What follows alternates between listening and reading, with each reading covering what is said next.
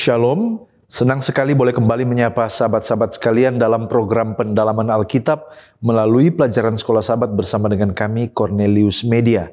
Kami senang boleh mendengar ada begitu banyak masukan yang positif dan banyak yang telah diberkati lewat program ini. Kami terus mengingatkan untuk kita semangat dan dengan sungguh-sungguh mempelajari pelajaran Sekolah Sahabat di tempat kita masing-masing. Kita sudah tiba sekarang ini di pelajaran yang ke-11 di dalam tema ditangkap dan diadili. Saya Pendeta Edward Taliwongso ditemani oleh hamba-hamba Tuhan Pendeta Felix Gosal dan Pendeta Widodo Purwanto. Sebelum kita masuk lebih dalam, mari kita berdoa. Bapa di sorga, Allah Tuhan kami, Allah yang penuh kasih kebaikan. Kembali lagi kami rindu untuk menggali, mempelajari firman-Mu. Bukalah hati dan pikiran kami, siapkan kami untuk menerima firman-Mu. Di dalam nama Yesus kami sudah berdoa. Amin. Kami mengingatkan bahwa program ini terbagi dalam 4 bagian. Yang pertama kita melihat dasar Alkitabiah, pelajaran sepanjang pekan ini. Yang kedua kita mencoba menggali makna dari ayat inti. Yang ketiga pertanyaan yang muncul dari pelajaran hari per hari. Dan di bagian akhir kita tiba kepada aplikasi. Mari kita lihat dasar Alkitabiah.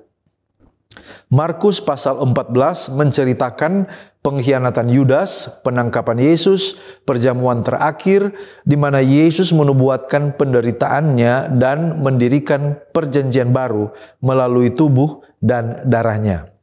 Lalu ada Yohanes 12 ayat 4 sampai 6. Yudas Iskariot mengkritik Maria yang meminyaki Yesus dengan dalih membantu orang miskin. Tetapi sebenarnya ia adalah pencuri yang sering mengambil uang dari kas bersama.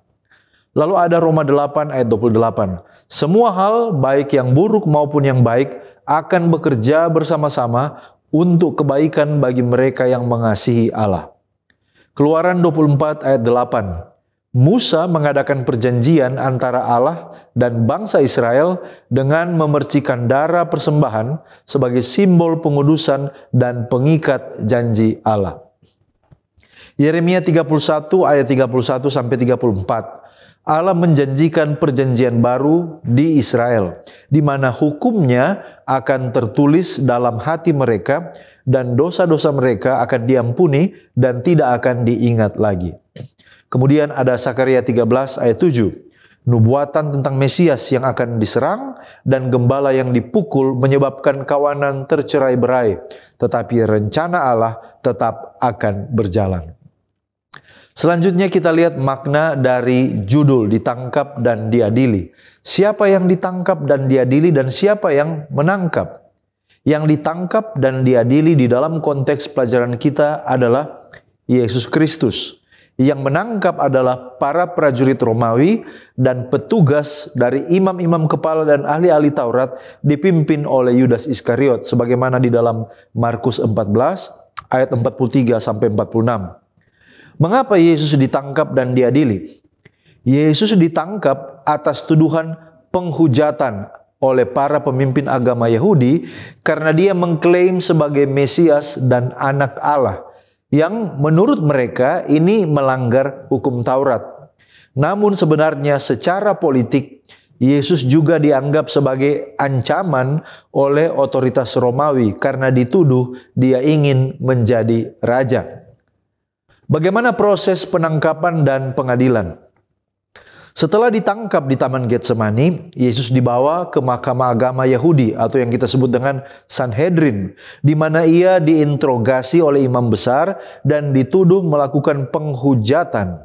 Kemudian ia dibawa ke hadapan Pilatus, gubernur Romawi, yang akhirnya menyerah kepada desakan rakyat untuk menyalibkannya meski sesungguhnya tidak menemukan kesalahan apapun di dalam dirinya, sesuai dengan Markus 14 ayat 53 sampai Markus 15 ayat yang ke-15.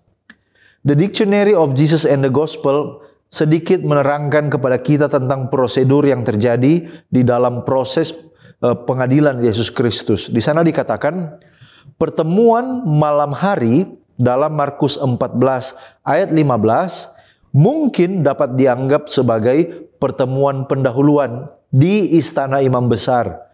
Karena apa? Karena pengadilan hanya dapat dilaksanakan pada siang hari. Lalu apa hasil akhir dari pengadilan ini? Akhirnya, Yesus dihukum mati dengan cara penyaliban. Sesuai hukum Romawi, sesungguhnya untuk penjahat dan kejahatan yang besar. Kira-kira apa untung ruginya jika Yesus ditangkap? Nah, kita perlu melihat minimal kerugian atau keuntungan dari sudut pandang tiga pihak. Yang pertama dari sudut pandang Allah, yang kedua dari sudut pandang setan, dan yang ketiga bagi umat manusia atau orang percaya. Dari sudut pandang Allah, keuntungannya adalah penangkapan dan kematian Yesus adalah bagian dari rencana keselamatan Allah untuk menebus dosa manusia. Dan ini adalah penggenapan nubuatan dan penebusan dosa melalui pengorbanan anaknya sesuai dengan nubuatan Yesaya 53. Sementara dari sudut pandang setan, sepertinya ini adalah keuntungan. Setan mungkin melihat ini sebagai kesempatan untuk mengalahkan Yesus dan menggagalkan rencananya, serta membawa kegelapan dan kebingungan kepada murid-murid, sesuai dengan Lukas 22 ayat 3. Tetapi kerugiannya jauh lebih besar.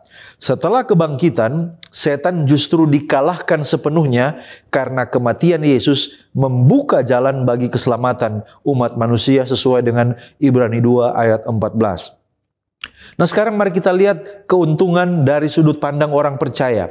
Dari sudut pandang manusia, murid-murid yang awalnya mengalami ketakutan, kebingungan, dan kehilangan iman ketika melihat Yesus ditangkap dan disalibkan, tetapi melalui penangkapan dan kematian Yesus, orang percaya menerima penebusan dosa, keselamatan, dan hubungan yang dipulihkan dengan Allah sesuai dengan Roma 5 ayat 8 sampai 10. Apa tujuan akhir dari penangkapan, baik itu dari sisi mereka yang menangkap maupun dari sisi Yesus Kristus sendiri?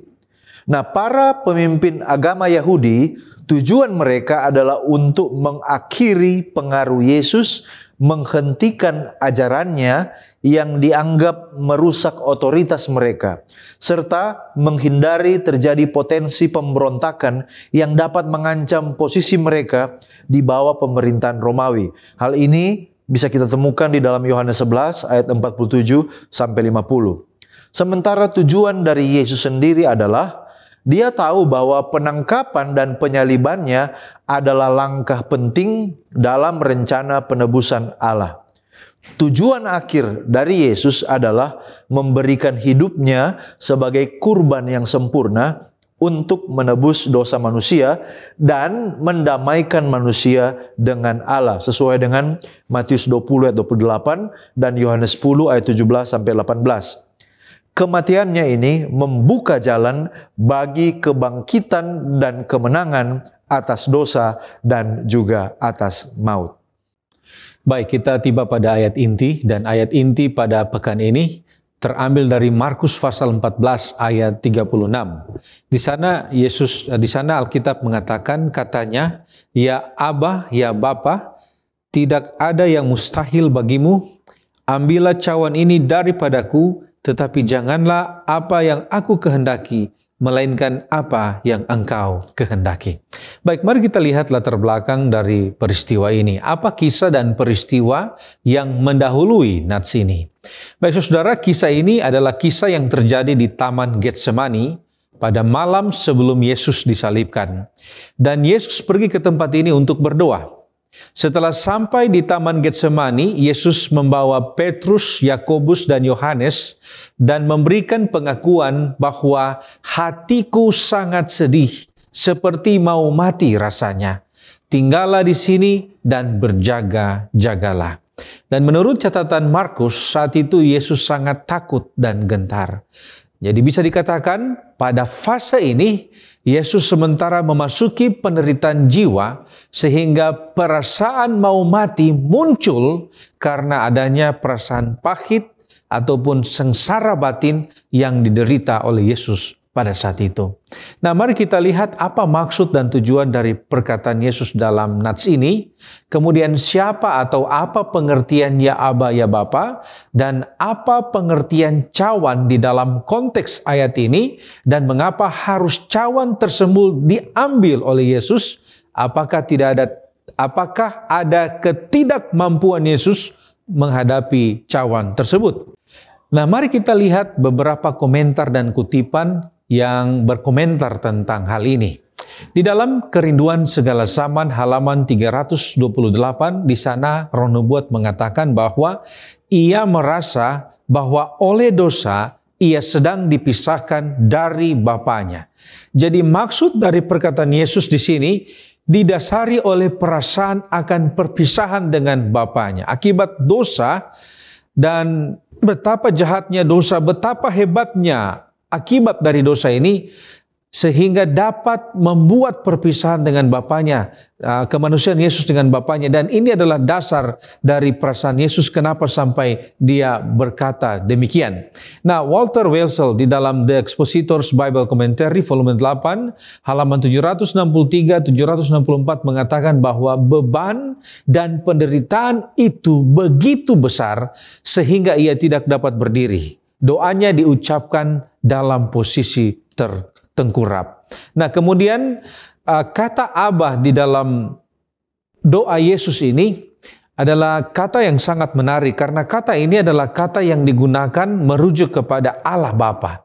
Nah, sekalipun kitab Markus dituliskan dalam bahasa Yunani, tetapi pada bagian ini penulis menggunakan bahasa Aram, yaitu Abah yang berarti Bapa. Kembali lagi di dalam Expositor's Bible Commentary volume 8 halaman 763-764, di sana dikatakan bahwa kata Abah adalah bentuk intim dari bahasa Aram untuk Bapa.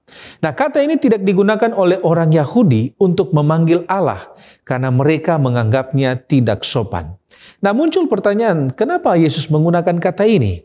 Nah, ketika Yesus menggunakan kata ini menjelaskan dengan baik hubungan intim antara Yesus dengan Allah, karena hubungan yang erat inilah sehingga Yesus menggunakan kata Abah ketika dia berdoa. Kemudian cawan memiliki beberapa makna di dalam Alkitab. Dan gambaran cawan bisa saja merujuk kepada berbagai simbol, contohnya berkat, kemudian simbol penderitaan, simbol penghakiman, simbol pembalasan, dan simbol-simbol yang lainnya. Tetapi di dalam konteks ayat kita pada saat ini, cawan ini merujuk kepada simbol penderitaan.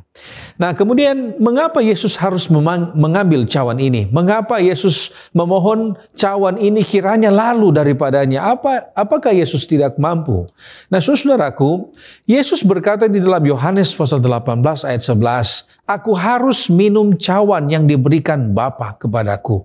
Di sini Roh Nubuat menjelaskan di dalam Kerinduan Segala Zaman halaman 330, jika penderitaan cawan ini adalah harga yang harus dibayar untuk jiwa manusia. Di dalam Kerinduan Segala Zaman halaman 327 dikatakan, sangatlah mengerikan dosa itu, sangatlah berat kesalahan yang harus ditanggungnya, sehingga ia tergoda untuk takut bahwa hal itu akan memisahkan selama-lamanya dari kasih Bapanya. Jadi di dalam kemanusiaan Yesus, ketika dia melihat, memahami betapa berat kesalahan dosa yang harus ditanggungnya, maka Roh Nubuat mengatakan dia tergoda untuk takut.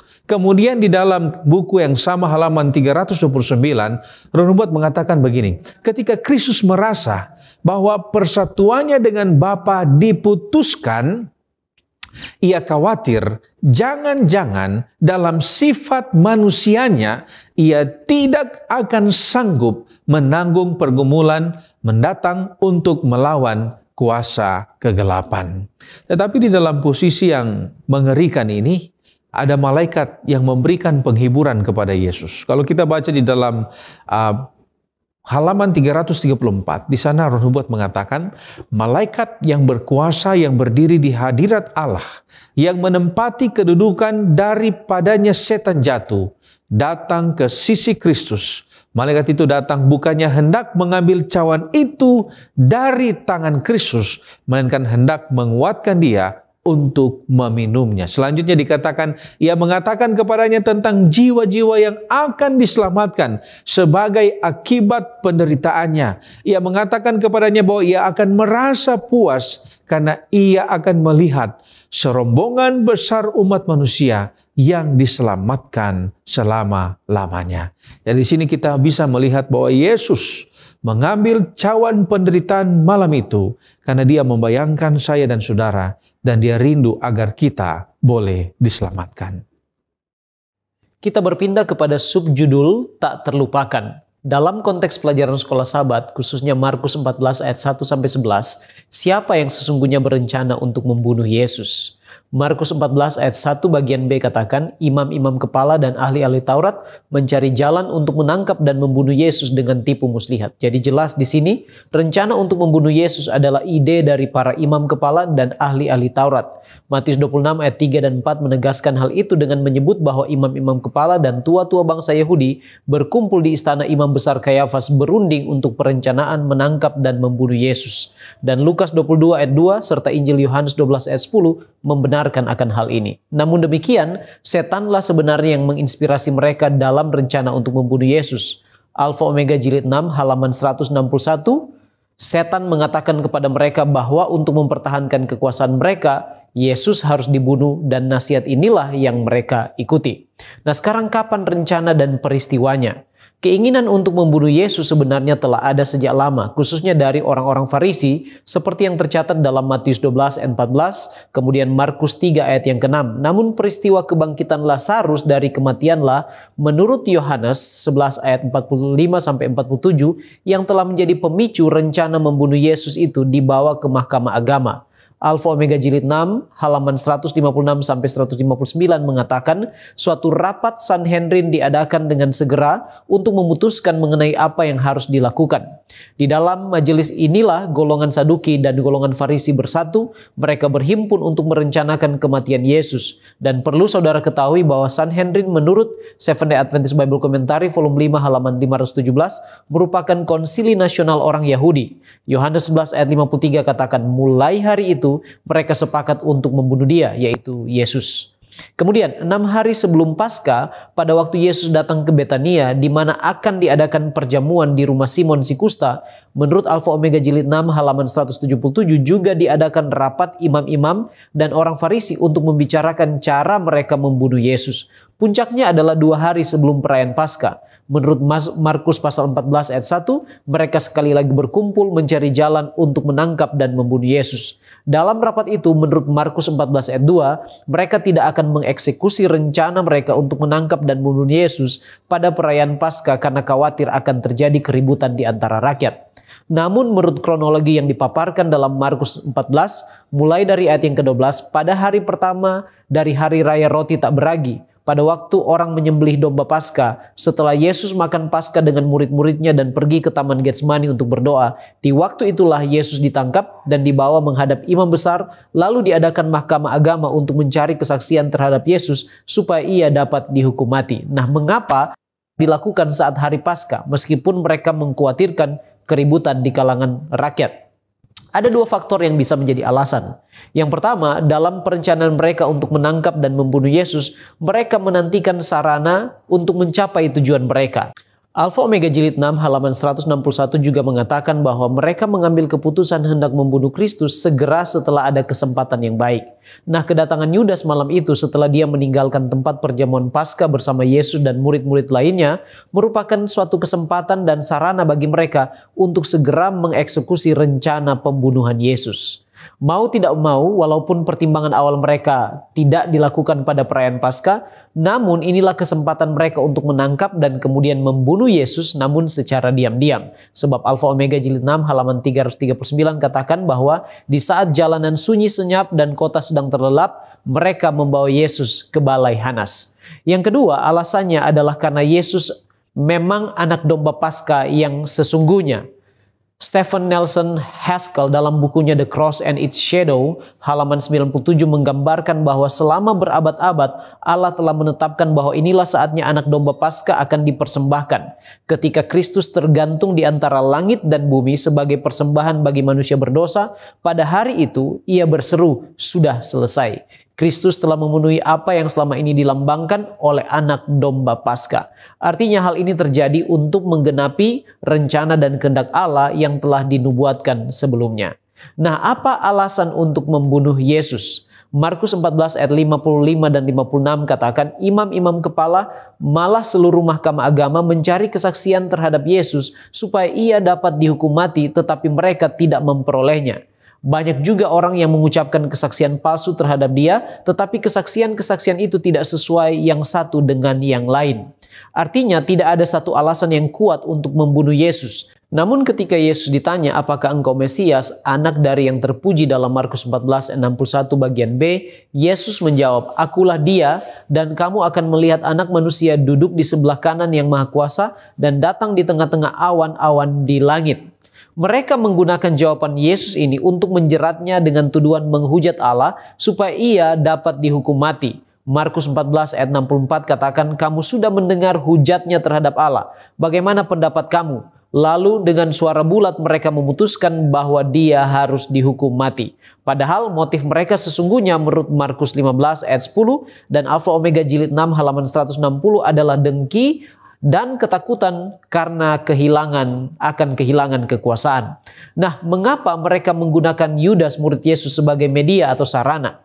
Menurut Markus 14 ayat 10, Yudas sendirilah yang pertama kali datang kepada imam-imam kepala, menawarkan diri kepada mereka dengan maksud untuk menyerahkan Yesus kepada mereka. Ayat yang ke-11 katakan, mereka sangat gembira waktu mendengarnya dan mereka berjanji akan memberikan uang kepadanya. Kemudian ia mencari kesempatan yang baik untuk menyerahkan Yesus. Inilah sarana yang tepat bagi mereka untuk menjalankan rencana mereka untuk menangkap dan membunuh Yesus. Nah, mengapa Yudas mau bekerja sama dengan mereka yang merencanakan pembunuhan Yesus? Yudas tahu bahwa imam-imam kepala dan orang-orang Farisi sangat membenci Yesus dan ingin menyingkirkannya. Dia pertama kali bertemu dengan para imam-imam kepala setelah Yesus menegur dia pada saat Yesus diurapi oleh seorang wanita pada saat perjamuan di rumah Simon si Kusta. Teguran Yesus telah membuat Yudas sakit hati. Dan Alfa Omega jilid 6 halaman 182 katakan, sekarang teguran itu menyakiti hatinya. Ia memutuskan hendak membalas dendam. Dari perjamuan itu ia pergi langsung ke istana imam besar, tempat didapatinya majelis sedang berhimpun dan ditawarkan dirinya untuk menyerahkan Yesus ke tangan mereka. Inilah yang menjadi salah satu alasan mengapa Yudas mau bekerja sama dalam perencanaan pembunuhan Yesus walaupun dia tidak menyangka mereka akan membunuh Yesus. Alasan lainnya adalah keserakahan akan uang. Early Writings halaman 167 katakan, kecintaannya akan uang membuatnya setuju untuk mengkhianati Tuhannya ke tangan musuh-musuhnya yang paling kejam. Alfa Omega jilid 6 halaman 359 katakan, cinta akan mamon melebihi cintanya bagi Kristus. Nah, bukankah kita harus merasa beruntung karena sesungguhnya Yudas menggenapi nubuatan 1500 tahun sebelumnya bahwa akan ada yang menyerahkan Yesus sebagai domba sembelihan pengganti dosa kita? Kalau tidak, rencana penebusan tidak akan tergenapi. Yesus katakan dalam Markus 14 ayat 21, anak manusia memang akan pergi sesuai dengan yang ada tertulis tentang dia, akan tetapi celakalah orang yang olehnya anak manusia itu diserahkan. Adalah lebih baik bagi orang itu sekiranya ia tidak dilahirkan. Dengan mengatakan hal ini, Yesus membenarkan bahwa apa yang Yudas telah dan akan buat adalah bagian dari penggenapan dari apa yang tertulis dari nubuatan 1500 tahun sebelumnya tentang anak manusia yang akan diserahkan. Namun statementnya juga di sana tegas mengutuk pengkhianatan tersebut. Bagaimana kita mengerti hal ini? Kita harus ingat bahwa Yesus dalam keilahiannya adalah oknum yang maha tahu. Yesus tahu siapa yang akan mengkhianati dia. Injil Yohanes pasal 6 ayat 64 katakan, sebab Yesus tahu dari semula siapa yang tidak percaya dan siapa yang akan menyerahkan dia. Lebih spesifik lagi, Yesus katakan kepada murid-muridnya pada waktu perjamuan Paskah di ruang atas dalam Markus 14 ayat 18 bahwa seorang di antara kamu akan menyerahkan aku, yaitu dia yang makan dengan aku, dan bahkan ayat 20 menunjuk kepada Yudas secara langsung. Kemahatauan Yesus tentang apa yang akan dan harus terjadi melalui Yudas bukanlah sebuah tindakan predestinasi Allah terhadap Yudas, melainkan hasil dari pilihan bebas Yudas, dan dalam kacamata kemahatauan Allah itu semua telah dituliskan sebagai nubuatan yang pasti akan dan harus digenapi. Desire of Ages chapter 76 menggambarkan sisi lain dari pengkhianatan Yudas, di mana dia berharap ketika ditangkap Yesus akan melawan dan menyatakan dirinya sebagai anak Allah serta menggagalkan segala rencana jahat dan kuasa mereka. Ketika Yesus ternyata tidak melawan, malah menyerah pada segala nistaan yang ditimpakan kepadanya, dia terheran-heran dan harapannya sirna, serta suatu ketakutan yang mengerikan dirasakan oleh pengkhianatan itu karena telah menjual gurunya kepada kematiannya. Disinilah kita lihat bahwa tindakan Yudas yang menggenapi nubuatan adalah hasil dari pilihan bebasnya sendiri. Itulah sebabnya Seventh-day Adventist Bible Commentary volume 5 halaman 522 menyimpulkan bahwa fakta bahwa firman telah menubuatkan persekongkolan Yudas sama sekali tidak membebaskannya dari tanggung jawab pribadinya dalam masalah ini. Tuhan tidak menakdirkan dia untuk mengkhianati gurunya. Keputusan Yudas merupakan pilihan yang disengaja dari pihaknya sendiri. Baik, terima kasih pendeta. Sekarang kita melihat perjamuan pada malam terakhir. Apa kira-kira arti dan tujuan dari perjamuan malam di dalam Markus 14 ayat 22 sampai 25? Perjamuan malam terakhir di dalam Markus 14 ayat 22 sampai 25 sesungguhnya memiliki arti penting sebagai peringatan perjanjian baru yang dibuat melalui pengorbanan Yesus. Yesus mengambil elemen Paskah Yahudi dan mengubahnya menjadi simbol tubuh dan darahnya. Ini melambangkan pengorbanannya yang akan segera terjadi. Tujuannya adalah untuk menandai dimulainya sebuah new covenant atau perjanjian baru antara Allah dan manusia, di mana dosa manusia ditebus melalui darah Kristus, bukan lagi melalui korban domba seperti dalam perjanjian lama. Jadi ini adalah sebuah transisi dari perayaan Paskah Yahudi menuju penggenapan melalui Yesus sebagai anak domba Allah yang menebus dosa dunia.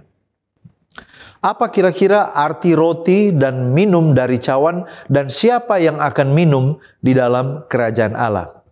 Roti melambangkan tubuh Yesus yang akan dipecahkan di kayu salib untuk menebus dosa manusia. Walter Elwell dalam Baker Encyclopedia of the Bible halaman 2115 mengatakan, aplikasi paling signifikan dari roti tidak beragi dalam Alkitab ditemukan dalam konteks Paskah yang dirayakan Yesus bersama murid-muridnya pada malam pengkhianatannya.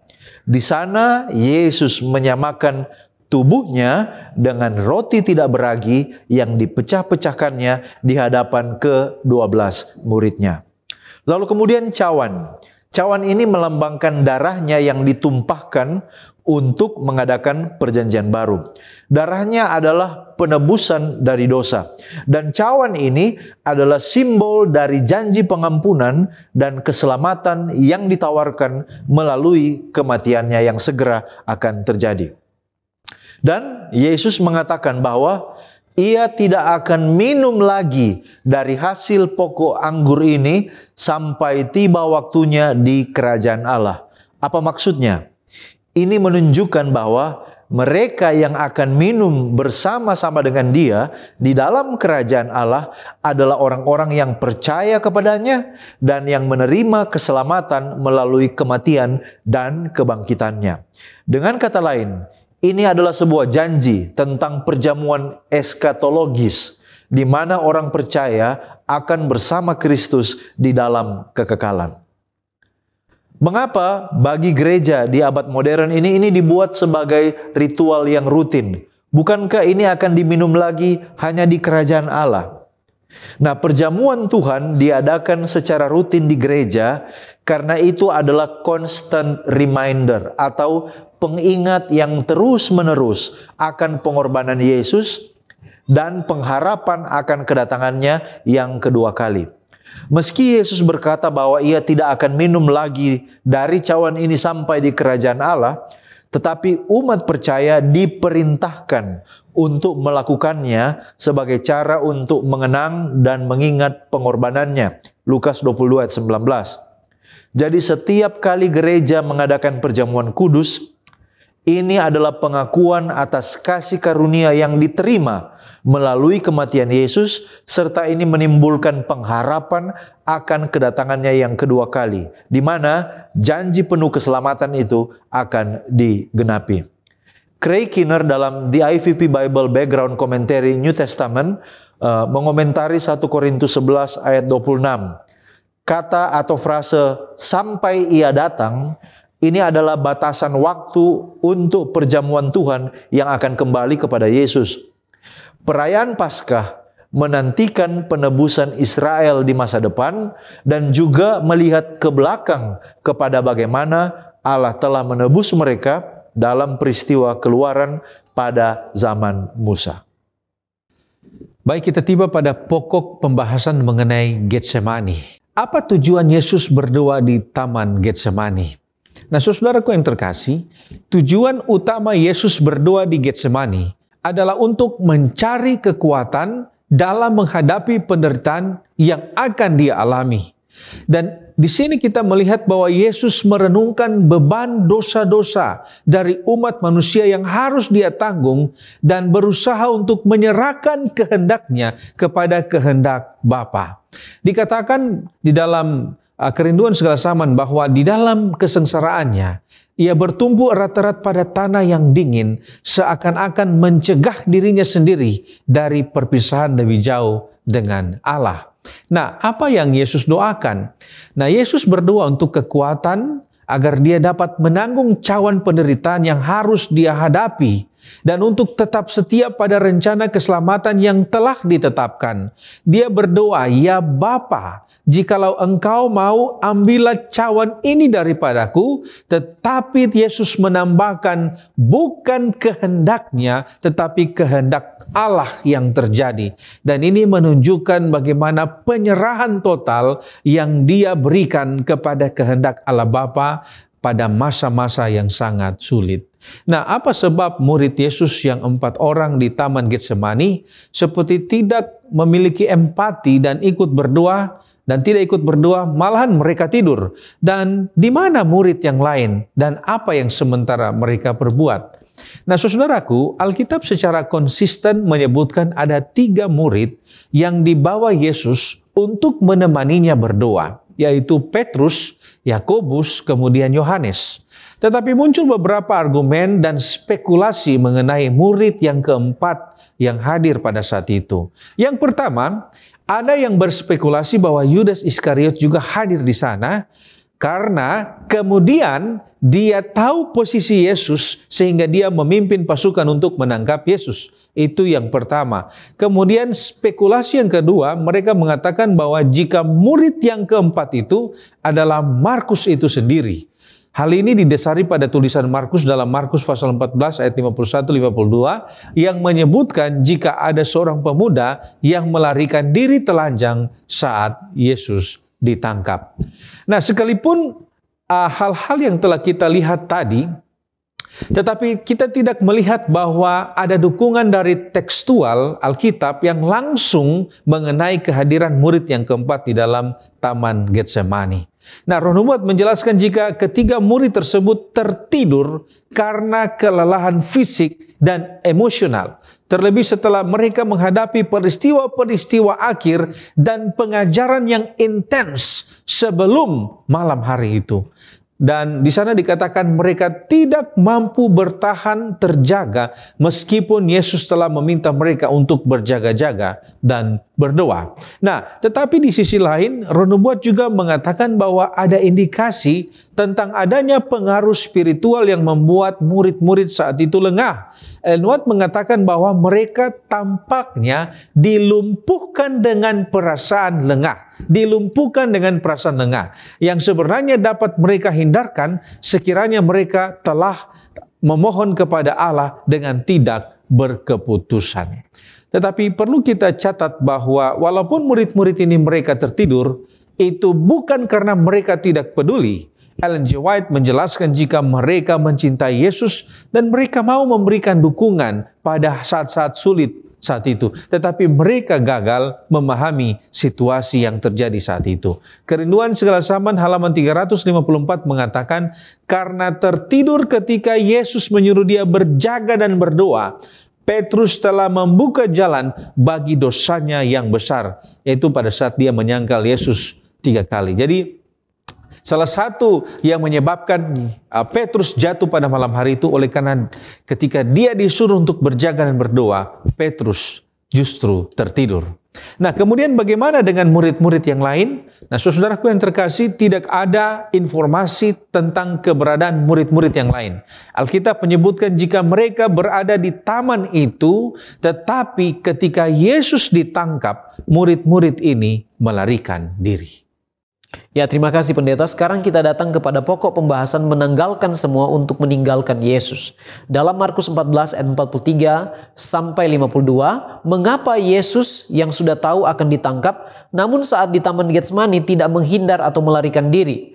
Tapi di lain peristiwa, seperti pada waktu Raja Herodes membunuh anak-anak di Matius 4 ayat 12, dan saat orang Farisi mau membunuh Yesus di Matius 12 ayat 14 dan 15, Yesus justru menyingkir dan menghindar. Pada waktu-waktu sebelumnya, Yesus tahu bahwa beberapa kali mereka ingin membunuh dia dan dia berhasil menyingkir dan lolos karena dia tahu bukan itulah saatnya seperti yang telah dinyatakan dalam nubuatan. Contoh seperti yang tertulis dalam Yohanes 7 ayat yang ke-30. Mereka berusaha menangkap Yesus tetapi tidak ada seorang pun yang menyentuh dia sebab saatnya belum tiba. Namun kali ini dia tahu saatnya sudah tiba.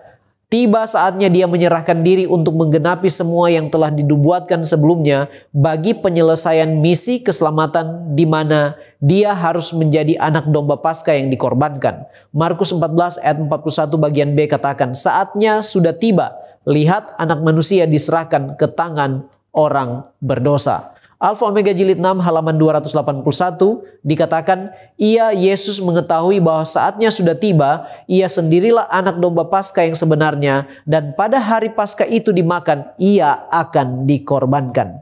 Sekarang mengapa murid Yesus yang ada saat itu melarikan diri? Para murid sejauh itu belum memahami apa yang akan terjadi. Hal inilah yang membuat mereka berada dalam keadaan tidak siap untuk momen penangkapan Yesus, di mana Yesus memang harus menyerahkan dirinya. Alfa Omega jilid 6 halaman 338 memberi gambaran bahwa mereka ketakutan, marah, sakit hati, dan kecewa karena Yesus tidak melawan seperti yang mereka harapkan. Mereka menyalahkan Yesus karena tindakannya tersebut dan akhirnya mereka semua lari meninggalkan Yesus. Early Writing halaman 168 mengatakan murid-murid takut akan nyawa mereka sendiri dan mereka semua meninggalkan dia dan melarikan diri. Yesus ditinggalkan sendirian di tangan gerombolan pembunuh. Mereka semua lari karena ingin menyelamatkan diri. Nah, siapakah orang muda yang harus melarikan diri dengan telanjang? Alkitab memang tidak memberikan rincian identitas yang detail tentang pemuda tersebut. Namun Seventh-day Adventist Bible Commentary volume 5 halaman 654 memberi sedikit keterangan bahwa karena informasi ini hanya ditemukan dalam Injil Markus, maka tentu ada hubungannya dengan penulis Injil Markus, yaitu Yohanes Markus. Dan ada pendapat mengatakan bahwa Yohanes Markuslah pemuda yang harus melarikan diri dengan telanjang tersebut. Nah, mengapa ada murid Yesus yang membawa pedang dan siapa yang memotong telinga hamba imam besar? Dan siapa orang tersebut? Yohanes 18 ayat 10 katakan, lalu Simon Petrus yang membawa pedang menghunus pedangnya itu, menetakkannya kepada hamba imam besar dan memutuskan telinga kanannya. Nama hamba itu Malkus. Jadi Simon Petruslah yang membawa pedang dan memotong telinga hamba imam besar yang bernama Malkus. Nah, mengapa Petrus membawa pedang? Menurut Seventh-day Adventist Bible Commentary volume 5 halaman 527, Petrus membawa pedang karena salah menafsirkan perkataan Yesus dalam Lukas 22 ayat 38. Yesus sama sekali tidak menganjurkan adanya kekerasan fisik, tetapi pertahanan diri secara rohani. Ini yang salah dimengerti oleh Petrus. Dan semangat Petrus yang salah kaprah di sini ditampilkan sebagai peringatan bagi para saksi Allah masa kini untuk tidak mengambil tindakan yang drastis yang tidak dipertimbangkan dengan baik dalam mempromosikan apa yang mereka anggap sebagai kepentingan untuk kerajaan surga. Selanjutnya kita mencoba menggali makna dari judul pelajaran sekolah Sabat, siapakah engkau, sesuai dengan Markus 14 ayat 60 sampai 72. Pertanyaan yang perlu kita tanyakan adalah, apa sesungguhnya tugas mahkamah agama yang mengadili Yesus pertama? Siapa anggota dan ketua mahkamah agama itu? Mahkamah agama atau Sanhedrin bertugas mengadili perkara-perkara agama dan juga spiritual di dalam masyarakat Yahudi. Dalam Holman Christian Dictionary, di sana diartikan Sanhedrin. Sanhedrin adalah dewan tertinggi Yahudi pada abad pertama. Dewan ini beranggotakan 71 orang dan dipimpin oleh imam besar. Sanhedrin ini mencakup dua partai utama Yahudi di antara keanggotaannya. Dan karena dipimpin oleh imam besar, maka kelompok Imam Saduki tampaknya yang mendominasi. Tetapi ada juga beberapa orang Farisi terkemuka yang juga menjadi anggotanya. Contohnya dalam Kisah Rasul 5 ayat 34 dan 23 ayat 1-9. Menurut tradisi Yahudi, Sanhedrin ini dimulai dengan 70 tua-tua yang ditunjuk oleh Musa dalam Bilangan 11 ayat 16 dan kemudian direorganisasi oleh Ezra setelah masa pembuangan. Apakah materi tuntutan kepada Yesus di mahkamah agama dan apakah Yesus ditemukan terbukti bersalah? Materi tuntutan yang diajukan kepada Yesus adalah tuduhan penghujatan atau pencemaran akan agama. Imam besar menanyakan secara langsung kepada Yesus apakah dia adalah Mesias, anak Allah yang hidup.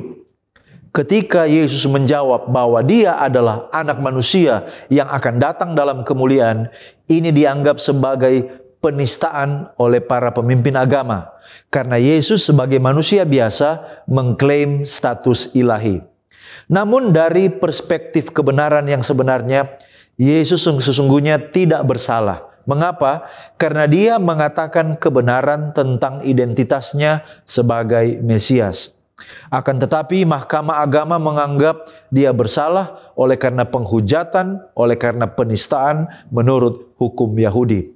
Kita juga boleh baca bagaimana Markus menjelaskan hal ini di dalam Markus 14 ayatnya yang ke-55. Di sana dikatakan, imam-imam kepala malah seluruh mahkamah agama mencari kesaksian terhadap Yesus supaya ia dapat dihukum mati. Tetapi mereka tidak memperolehnya. Artinya, usaha mereka sia-sia, mereka tidak dapat menemukan apapun untuk mempersalahkan Yesus. Apa sebabnya Petrus menyangkal Yesus sampai 3 kali? Petrus menyangkal Yesus 3 kali karena takut.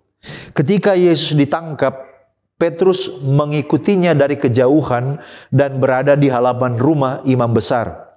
Dan di sana ada beberapa orang yang mengenali Petrus sebagai salah satu pengikut Yesus. Namun karena takut ditangkap atau dihukum bersama Yesus, Petrus menyangkal hubungannya dengan Yesus.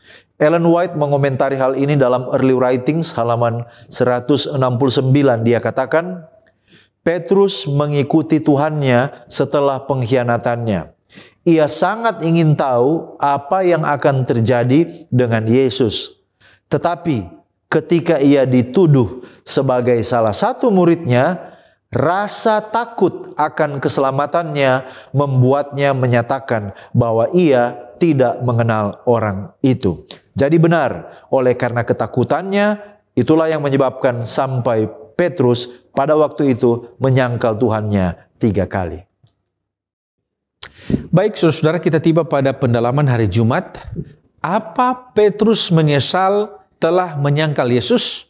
Dan apakah penyangkalan ini adalah dosa yang dapat diampuni? Saudara, Ellen G. White menulis, pada saat Petrus mendengarkan ayam berkokok, Petrus menyadari jika dia adalah orang yang tidak bertahu berterima kasih. Dia adalah orang yang memiliki sifat kepalsuan. Dan Petrus keluar dari tempat itu dengan hati yang hancur. Kerinduan segala zaman halaman 354 mengatakan, ia berjalan terus dalam kesunyian dan kegelapan, dengan tidak mengetahui dan tidak mempedulikan kemana langkahnya. Akhirnya tibalah ia di Getsemani. Ia menyaksikan lagi pemenangan dalam ruang pengadilan. Sungguh menyiksa hatinya. Dan ketika ia mengetahui bahwa ia telah menambah beban yang paling berat pada hinaan dan kesedihan juru selamat, di tempat yang sama di mana Yesus telah mencurahkan isi jiwanya dengan pedihnya kepada Bapaknya, Petrus pun tersungkurlah dan menghendaki agar dia mati saja. Jadi Roh Nubuat menjelaskan bahwa pada saat itu ketika Petrus keluar dari tempat di mana dia menyangkal Yesus, dia keluar dengan hati yang hancur, tetapi langkah kakinya ini menuntun dia ke tempat di mana dia disuruh berdoa, yaitu Getsemani. Dan di sana dia tersungkur dan dia merasakan penyesalan. Roh Nubuat mengatakan dia menghendaki agar dia mati saja. Nah, Ellen White mengatakan jika penyangkalannya terhadap Tuhan adalah dosanya yang besar. Tetapi kalau kita membaca di dalam Lukas pasal 12 ayat 10, setiap orang yang mengatakan sesuatu melawan anak Allah, ia akan diampuni. Tetapi barang siapa menghujat Roh Kudus, ia tidak akan diampuni. Nah, saudara, bagaimana dengan dosa Petrus? Kalau kita melihat perubahan dan pertobatan yang ditunjukkan Petrus setelah peristiwa malam hari itu, atau pagi hari itu, mengindikasikan jika Petrus tidak pernah lagi melakukan dosa yang sama. Petrus tidak pernah lagi menyangkal Yesus dalam hidupnya hingga dia mati disalibkan dengan cara terbalik. Nah, saudara, apa sesungguhnya pelajaran tentang Petrus yang berjanji mengikut membela Yesus sampai mati, tetapi akhirnya dia menyangkal Yesus berulang-ulang? Nah, saudara, pelajaran tentang Petrus dalam cerita ini mengandung beberapa hal penting. Paling kurang ada 6. Yang pertama, kita harus percaya atau kita harus memahami bahwa ada bahaya tentang percaya diri atau percaya pada diri sendiri secara berlebihan. Di sini kita melihat bahwa Petrus dengan penuh percaya diri berjanji akan mengikuti dan membela Yesus sampai mati. Tetapi dia gagal, dan hal ini menunjukkan bahwa kita seringkali mengandalkan kekuatan kita sendiri tanpa menyadari kelemahan kita. Kemudian yang kedua, kita harus memahami ada keterbatasan dari kekuatan manusia. Nah, di sini kita melihat bahwa meskipun Petrus memiliki niat baik, tetapi dia gagal memenuhi janjinya. Dan ini adalah gambaran dari keterbatasan kekuatan manusia di dalam menghadapi setiap godaan dan tekanan yang ada. Kemudian yang ketiga, pentingnya untuk berjaga-jaga dan berdoa. Yesus berulang kali mengingatkan murid-murid untuk berjaga berdoa. Tetapi ketika mereka gagal melakukannya, maka mereka akan mudah jatuh ke dalam dosa. Dan ini menunjukkan pentingnya kepada setiap umat Tuhan untuk waspada. Waspada secara rohani dan bergantung kepada Allah. Kemudian hal yang keempat, penting untuk membedakan perbedaan antara semangat dan kekuatan rohani. Di sini di dalam cerita ini kita melihat bahwa Petrus memiliki semangat, tetapi kurang kekuatan rohani. Dan ini mengingatkan kita bahwa semangat saja itu tidak cukup. Kita juga memerlukan kekuatan dari Allah. Yang kelima, kita harus memahami tentang realitas kelemahan manusia. Penyangkalan Petrus menunjukkan bahwa orang yang paling berkomitmen sekalipun dapat jatuh dalam situasi yang sulit. Dan yang terakhir, yang keenam, bahaya ketika kita mengabaikan peringatan. Yesus sudah memperingatkan Petrus tentang penyangkalannya, tetapi Petrus mengabaikannya, dan kemudian inilah yang membuat dia jatuh di dalam dosanya. Ya, dan sebagai penutup serta aplikasi dari apa yang kita pelajari, apa yang kita harus perbuat bagi Yesus saat ini, karena Yesus telah menderita sampai mati untuk menebus dosa kita yang seharusnya mati. Tentu yang pertama adalah menerima pengorbanannya dengan iman untuk keselamatan. Yohanes 1 ayat yang ke-12. Biasanya hal ini diawali dengan pertobatan dan menerima baptisan. Setelah itu yang kedua, kita perlu atau harus menghidupkan kehidupan yang mengasihi Allah dan mengasihi manusia. Matius 22 ayat 37 sampai 40. Kemudian Yohanes 14 ayat 15. Kasih kepada Kristus harus dimanifestasikan dalam penurutan kepada perintah-perintahnya. Itulah yang harus kita lakukan yang ketiga. Yang keempat, kita harus tinggal di dalam Kristus dan membiarkan Kristus tinggal dan firman-Nya tinggal di dalam kita. Menurut Yohanes pasal 15 ayat 1 sampai 8, sama seperti yang Paulus nyatakan di dalam Galatia 2 ayat yang ke-20. Dan yang terakhir, kita harus bersedia memberitakan Injil sesuai dengan Matius 28 ayat 18 sampai 20, di mana kita menjadi saksinya dengan pertolongan Roh Kudus sesuai Kisah Para Rasul 1 ayat yang ke-8, dan bahkan harus rela mengalami penderitaan untuk mengikuti jejak dan teladan Kristus menurut 1 Petrus 2 ayat yang ke-21. Nah, apabila kita berdosa saat ini dan berulang-ulang, upah dosa ialah maut. Apa Yesus akan kembali mati untuk kita? Yesus hanya sekali saja mati untuk kita. Ibrani 9 ayat yang ke-28 bagian A katakan, demikian pula Kristus hanya satu kali saja mengorbankan dirinya untuk menanggung dosa banyak orang.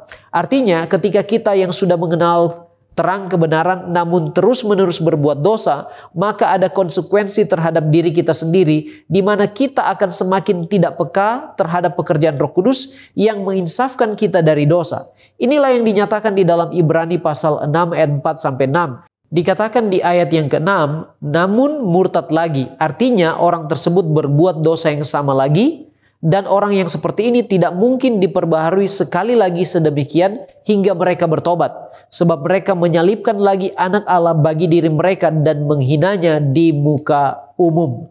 Dengan tidak adanya pekerjaan pertobatan dan pembaharuan hidup lagi dari dosa, maka maut adalah upahnya. Sama seperti pengalaman Yudas Iskariot yang berkali-kali menolak pekerjaan Roh Kudus, pada akhirnya dikendalikan sepenuhnya oleh kuasa kegelapan dan berakhir dengan tidak ada pertobatan sehingga mautlah upahnya. Alfa Omega Jilid 6 halaman 296 dan 297 katakan, Yudas menerima roti itu lalu pergi. Pada waktu itu hari sudah malam. Sudahlah malam bagi sepengkhianat itu ketika ia berbalik dari Kristus ke dalam kegelapan luar.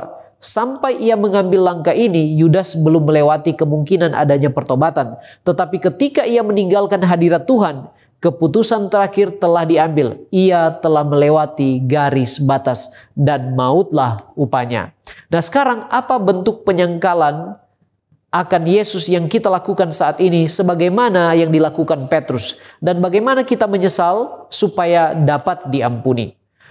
Adapun bentuk penyangkalan akan Yesus yang mungkin bisa kita lakukan saat ini adalah yang pertama, percaya kepada diri sendiri. Ketika hanya mengandalkan diri sendiri, gantinya percaya kepada Allah dan firman-Nya, kita saat itu sedang menyangkal Yesus dan kuasanya. Yang kedua, ketika kita kurang berdoa. Orang Kristen yang kurang berdoa atau lalai berdoa sedang menyangkal Yesus karena memungkiri atau mengabaikan keperluan kita akan kehadirannya dan kuasanya. Yang ketiga, tidak berjalan sesuai dengan firman-Nya. Di sana dianggap sama juga dengan menyangkal Yesus. Kemudian mengikuti jalan orang berdosa dengan melakukan kebiasaan-kebiasaan dunia, maka kita pun sedang menyangkal Yesus. Kemudian yang terakhir, memperlakukan orang lain tidak seperti Kristus. Juga menyangkal identitas kekristenan kita, di mana seharusnya Kristus selalu menjadi acuan dari setiap tingkah laku, perkataan, bahkan pikiran kita.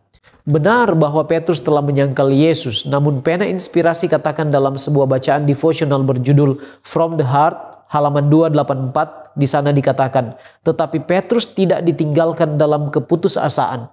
Pandangan yang diberikan Kristus kepadanya membawa secercah harapan bagi murid yang salah itu. Dia membaca kata-kata, Petrus, aku mengasihanimu.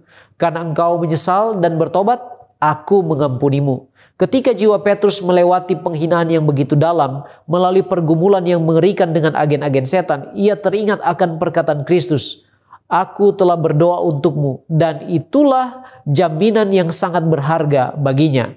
Jadi sama seperti Petrus menyesal setelah bertatap mata dengan Yesus dan kembali mengingat apa yang Yesus katakan, demikianlah kita perlu melihat kepada Yesus serta pengorbanannya dan kasih-Nya yang besar, serta membaca akan janji-janji firman-Nya, maka kita akan datang kepada Yesus dengan penyesalan yang tulus dan pengakuan untuk kita boleh diampuni.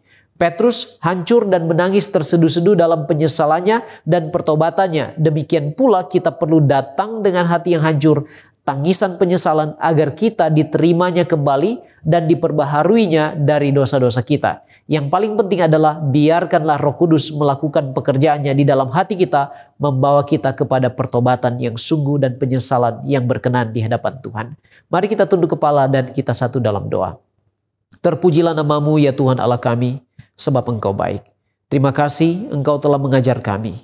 Biarlah Roh Kudus-Mu menuntun kami mengerti kehendak-Mu Tuhan, dan memampukan kami mempraktekkan pelajaran rohani yang telah kami pelajari di dalam kehidupan kami sehari-hari, sambil kami menantikan kedatangan-Mu yang tidak lama lagi. Tuhan berkati kami semua, serta ampunilah kami dari dosa kami. Di dalam nama Tuhan Yesus kami sudah berdoa. Haleluya. Amin.